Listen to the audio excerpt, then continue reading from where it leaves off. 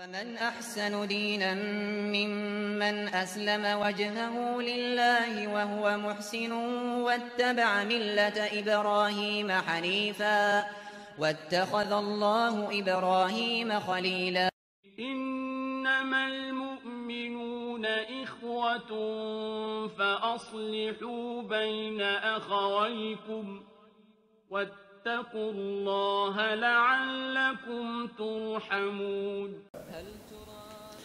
Titre de cette conférence, ce qui nuit à la fraternité. Avant d'aborder les différents points, j'aimerais préciser que ma source de référence est un livre qui s'appelle Mufsidat al-Ukhuwa al-Imaniyya, ce qui nuit à la fraternité entre les croyants. Et l'auteur du livre en a retenu 21 causes. Alors, il serait presque impossible de les traiter dans une seule halaqa. Ce qui veut dire que soit je choisis quelques-unes, soit on fait cette conférence en 2-3 parties. Deuxième chose, la fraternité musulmane, la fraternité islamique, la fraternité entre croyants, al-Ukhuwa al-Imaniyya, est une nécessité. Quand je dis une nécessité, les musulmans ne peuvent pas aspirer, revenir comme ils étaient, s'ils ne réalisent pas deux choses. At-Tawhid et la fraternité musulmane. Ça, c'est deux impératifs. Ils n'ont pas le choix. Tant que ces deux choses ne seront pas réalisées, les musulmans ne pourront pas revenir ou redevenir la meilleure umma, la meilleure communauté qui a été envoyée aux gens. Et on retourne dans la sira, la biographie du prophète alayhi salatu wassalam. Le prophète alayhi sallam, pendant 13 ans, à la Mecque, a édifié, a éduqué, a formé des hommes, des montagnes de science, des montagnes d'abnégation, des montagnes d'engagement. Et quand je dis des hommes, regardez Yémen. Les gens de Yémen sont rentrés en islam avec un homme, Mu'ad ibn Jabal, radiyallahu anhu, a'lam al-umma bil halal wal haram. Le prophète sallam, après Mu'ad ibn Jabal, l'a envoyé au Yémen. Il n'a pas envoyé une armée, un bataillon, un homme. Médine, Mus'ab ibn Umayr, radiyallahu anhu. Les gens de Médine se sont convertis à l'islam. Donc, pendant 13 ans, le prophète sallallahu alayhi wa sallam a formé ces hommes. Et il les a formés pas dans l'opulence, le luxe. Il les a formés sous la torture. Ils se chuchotaient, ils se réunissaient en secret. Ils étaient persécutés, ils étaient poursuivis. C'est pour ça que certaines personnes me disent, les halaqat en Occident aujourd'hui sont surveillés, sont suspectés. Mais l'islam a toujours été comme ça. Même si les compagnons ne faisaient rien de mal. À l'époque du prophète, les sahaba, quand ils se rencontraient, c'était pour apprendre le Coran, pour apprendre le din, la religion. À l'époque, tout recours à la violence ou au jihad n'était pas encore légiféré. C'est les gens qui apprenaient leur religion. Ils étaient persécutés. Ça, c'est systématique. Pourquoi c'est systématique? Pourquoi est-ce systématique d'être persécuté quand on est musulman? Parce que la ilaha illallah est une parole révolutionnaire. C'est une parole qui choque, qui provoque. Tu ne peux pas te lever devant Al-Mala, devant Quraysh, devant les mécréants, devant les polythéistes, devant les associateurs, et tu leur dis tout ce que vous adorez, tout ce que vous croyez, tout cela est sous mon pied. Et les gens vont te sourire. Impossible. Et tu leur dis illallah, excepté Allah et son messager et son livre et sa voix. C'est la seule vérité. Il est normal que les gens ne l'acceptent pas, qu'ils te persécutent. Là, vous allez répliquer, mais là, nous sommes dans des états de droit où normalement, les libertés fondamentales sont protégées par des chartes, par des conventions internationales, et nous avons la liberté de pensée, de confession, d'expression. C'est vrai, sur papier. Mais dans les faits, je ne dis pas qu'il y a souvent, il y a de plus en plus de cas où ces conventions, où ces droits ne sont pas respectés lorsqu'il s'agit des musulmans. Et c'est là où il y a le deuxième point. Parce que les musulmans sont faibles. Alors, tu réalises tawhid, tu es persécuté. Il faut qu'il y ait le deuxième point, la fraternité. S'il n'y a pas de fraternité, tawhid seul, tu es muwahhid, mais tu es seul. Il n'y a pas de frères autour de toi. Il est facile de te persécuter. Mais si tu as autour de toi cette solidarité qui s'exprime par différents moyens, tu es préservé d'une certaine manière. Alors, le prophète alayhi salam les a éduqués sous la persécution.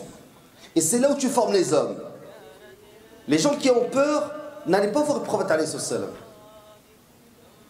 Les gens qui avaient peur de leurs parents, de leur tribu, des yeux de Quraysh, ils restaient chez eux. Pourquoi? La peur les a empêchés d'aller apprendre leur religion.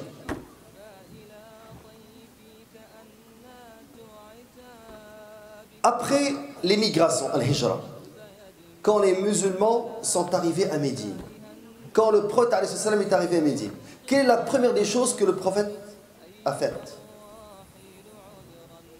Il a fondé la mosquée, al-Masjid.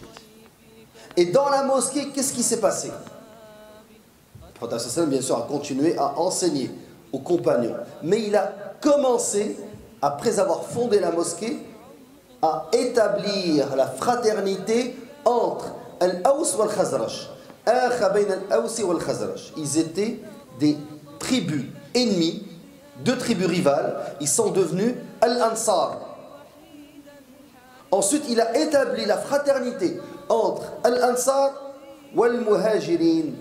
Entre Al-Muhajirun wal Ansar. Muhajirun, ce sont les émigrants.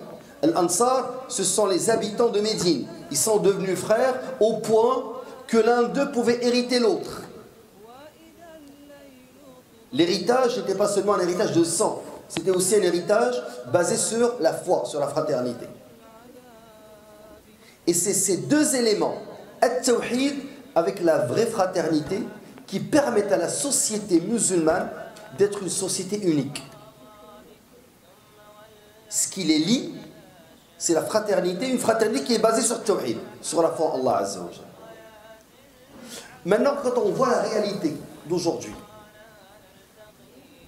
est-ce que notre sentiment de fraternité, parce que les gens ne font pas la différence entre la fraternité musulmane et entre l'amitié.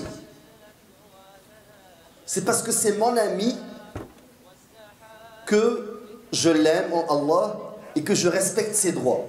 Puisque ce n'est pas mon ami, je ne le respecte pas ou je ne respecte pas ses droits. En fait, ça n'a rien à voir avec l'amitié. La fraternité, elle est généralisée dans toute la société musulmane. Tout musulman est ton frère en islam. Toute musulmane est ta sœur. Est-ce que la musulmane qui ne respecte pas l'islam en apparence, ou le musulman qui ne respecte pas l'islam mais il reste musulman, est-ce qu'il ne devient pas, il est moins ton frère? Non, il est toujours ton frère. Mais quand il s'agit de l'alliance et du désaveu, tu t'allies avec le musulman plus le musulman est proche d'Allah Azza wa Jalla, plus tu t'allies à lui. Et plus il est loin d'Allah, plus tu te désavoues de lui. Quand je dis te désavouer de lui, tu te désavoues de son comportement, de ce qu'il a fait comme comportement. Mais il reste un musulman. Alors, certaines personnes ont cette manière d'entrevoir les choses. C'est mon ami, respect total de ses droits. C'est pas mon ami, c'est un étranger. Il n'y a rien qui est là. Rien dans le cœur. Alors que c'est faux en islam. Parce que la fraternité n'est pas basée sur des relations interpersonnelles. sur la réciprocité. Il est bon avec moi, je suis bon avec lui. C'est pas ça. Tu es obligé de respecter ses droits parce que c'est ton frère en islam. Et plus il est proche d'Allah Azza wa Jal, plus tu es censé l'aimer. Est-ce que vous avez compris ce point?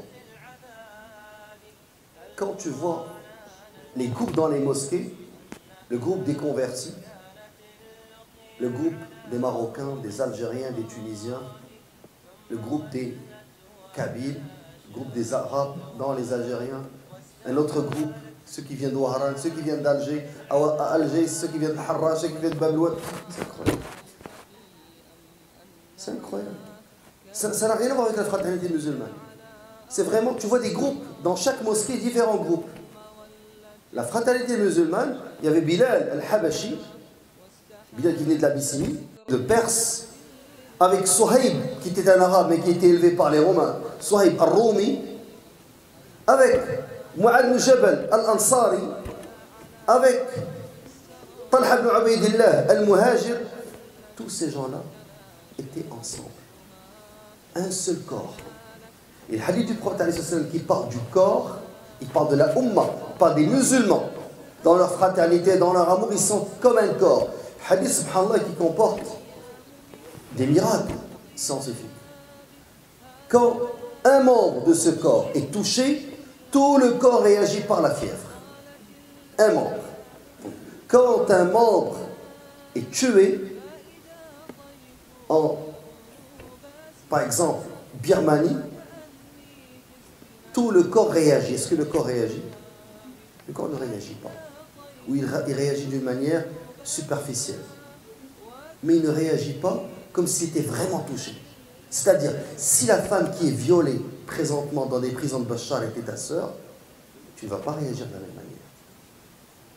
Si la personne qui est tuée dans une prison de Sissi en Égypte est ton frère, tu ne vas pas réagir de la même manière.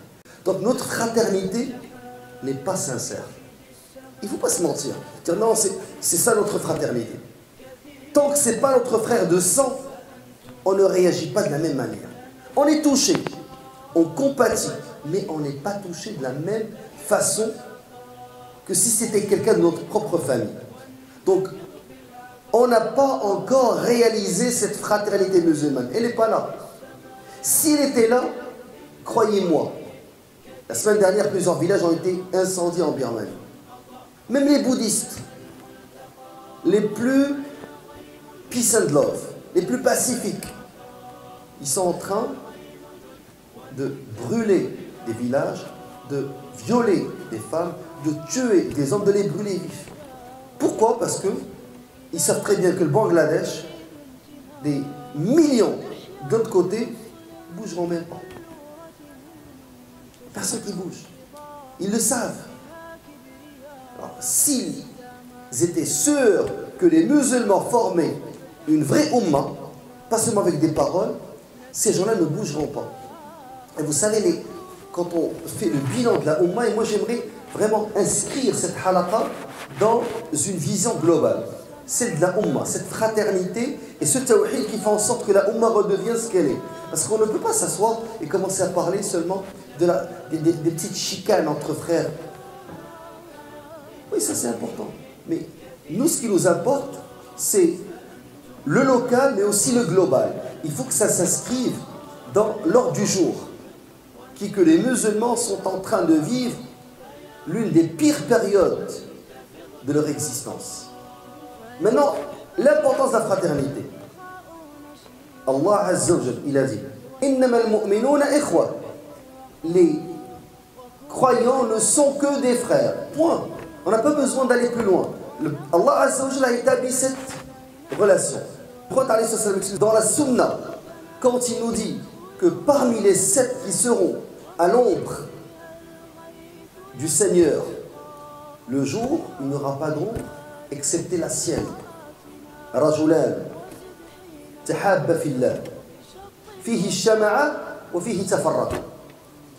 Le prophète a dit, parmi les 7 qui seront à l'ombre d'Allah Azza wa Jalla, le jour où il n'y aura pas d'ombre excepté la sienne, il y aura 2 hommes qui se sont aimés en Allah, qui se sont rassemblés en lui et séparés en lui. rassemblés en lui. Donc l'amour d'Allah les a réunis. Quand tu vois que son frère est en train de prendre un autre chemin, il lui prodigue des conseils, il veut le ramener à lui, il ne veut rien entendre, il ne va pas le suivre dans le haram, il va se séparer en lui. C'est ce qui va nous séparer. Ce n'est pas le dunya qui nous a réunis. C'est l'amour d'Allah qui nous a réunis. Tu viens de quel pays? Ton origine? Tes parents? Pakistan? Québec? Tu viens du Québec, ici. Tu viens de France, mais tu es originaire d'Algérie. Algérie. Maroc. Allez, subhanallah. Juste quelques cas de frères, ils ne viennent pas du même endroit, ils ne sont pas de la même tribu, ils sont pas... Mais qu'est-ce qui les réunit? Allah Azza wa Jalla. Alors, si on se réunit pour l'amour d'Allah, imaginez la conséquence, la rétribution, al-jaza, la récompense, le jour du jugement dernier. On va être à l'ombre d'Allah Azza wa Jalla. Mais il faut que nos intentions soient pures. Et Ahl-Ilm, ils ont dit, subhanallah, al-ukhuwa al-imaniya, la fraternité entre croyants, te permet d'accéder à des zones dans le paradis auxquelles peu de personnes aspirent. Le prophète alayhi salatu wassalam, il a dit, il y a des gens qui ne sont ni des prophètes ni des martyrs. Yarbituhum al-anbiya wa shuhada. Ils seront enviés, ils susciteront l'envie des prophètes et des martyrs. Tout le monde voulait savoir qui étaient ces gens-là, n'est-ce pas? Là, le prophète alayhi salam, quand il a commencé à les décrire, il a dit wujuhum nur, il y a dans leur face de la lumière, et ils seront sur des autels, manabir, sur des autels très hauts en lumière. Certains hadiths disent Quddam Arsh al-Rahman, d'autres Quddam al-Nas. Ils seront devant le trône d'Allah ou devant les gens sur ces autels lumineux en lumière hauts, et les prophètes et les martyrs vont les envier. Et là, le prophète, quand il a commencé à détailler qui sont ces gens-là, qu'est-ce qu'il a dit? Il a dit c'est des gens qui viennent de différentes nations. Ils viennent de différents peuples. Et ils ne sont pas de la même tribu. Il n'y a pas de lien de parenté entre eux. Et ce qui les a réunis, c'est l'amour d'Allah Azza wa Jalla. Subhanallah. Ahl-Ilm, ils ont dit, ces deux hadiths, celui de l'ombre du Seigneur et ce hadith, normalement, devrait pousser tous les musulmans à privilégier cet amour entre frères. Pourquoi? Parce que plusieurs parmi nous n'ont pas fait ce qu'ont fait les martyrs, n'ont pas donné leur sang, fi sabilillah, n'ont pas donné leur argent, comme Uthman ibn Affan radiallahu anhu, Abu Bakr as-Siddiq, n'ont pas passé les nuits à faire qiyam al-layl, n'ont pas fait le hijra. Non. Donc, il y a beaucoup de choses que nous n'avons pas accomplies. Mais là, Allah Azza wa Jalla, le prophète alayhi salam, nous permet, avec cette fraternité, d'accéder à des sphères qui susciteront l'envie des prophètes et des martyrs. Est-ce que c'est facile d'être de vrais frères? C'est pas facile. Parce que quand on examine les relations entre frères et sœurs, on se rend compte que ce ne sont pas des relations désintéressées. Wallahi, peu de relations sont vraiment désintéressées. Il y a toujours un intérêt. Illa man rahima rabbi. Donc c'est ton frère parce qu'il y a un intérêt quelconque. Quand cet intérêt n'est plus là, tu es désintéressé. Et ça, c'est la triste réalité. Maintenant, qu'est-ce qui nuit aux relations entre frères et entre sœurs? Le prophète alayhi salam, dans un hadith, il a dit Man ahabba lillah wa abghada lillah وأعطى لله ومنع لله فقد استكمل الإيمان. Celui qui aime pour Allah et déteste pour Allah et donne pour Allah et retient, ne donne pas, mana, pour Allah. Mais là vous parlez de la foi complète. Et nous on ne parle pas de la foi complète, on parle seulement de la fraternité. C'est que regardez, vous pouvez d'une certaine manière avoir des relations très faibles avec d'autres frères. Mais la Ummah ne va pas accéder au rôle de leader mondial tant qu'elle ne va pas réaliser la foi complète. Ça c'est un point important. Parce que si vous voulez être une Ummah comme les autres, qui est persécutée, qui n'a aucun poids dans le monde, mais contentez-vous de Asl al-Tawhid, Asl al-Iman ou Asl al-Ukhuwa. Mais pour pouvoir accéder à ce rôle de leadership, il faut compléter le tawhid et il faut c'est-à-dire la foi, parfaire la foi. Pas seulement être un croyant, mais parfaire sa foi et parfaire sa fraternité.